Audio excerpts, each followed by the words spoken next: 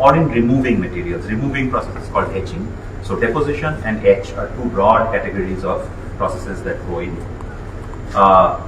Perhaps the most important process is the patterning process, because as I said, we transfer a pattern onto an electrical circuit pattern onto a piece of semiconductor. That patterning process is called lithography. Greek, I think, litho for light and graphy for writing. So it is writing with light. What that means is, it is like, for some of the more senior people, you will understand what I mean. It is very similar to the process of old world photography, where films had to be developed. The young kids today, they have no understanding of what I mean when I say that.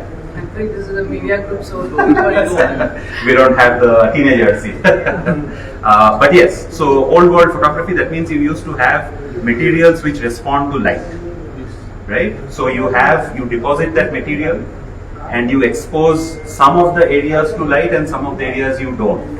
The ones which are exposed to light undergo a chemical reaction. It's a polymerization reaction. And then when you expose it to some solvent, it goes away. Whatever has been exposed to light goes away.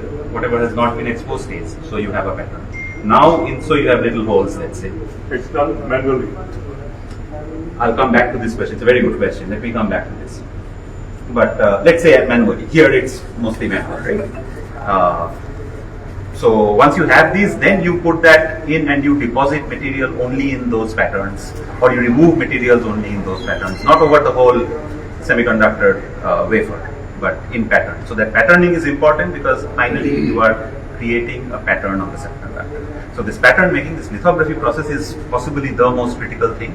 Today, a fab means a semiconductor manufacturing plant for fabrication. So fab, the cutting edge fabs exist in only 3 countries: Taiwan, South Korea, US, and they make chips which are a tenth of a nanometer patterns they have, and the manufacturing plants themselves cost about $20 billion today make, and about 1/10 of that cost is just the one tool, one equipment for making patterns.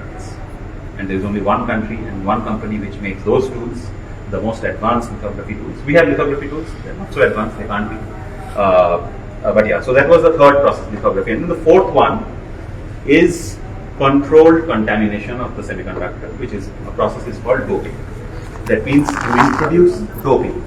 So of course in the sports context, doping has a negative connotation. Here for us it has a positive connotation, but literally the meaning is the same. You introduce something which in a controlled amount which is not otherwise supposed to be there.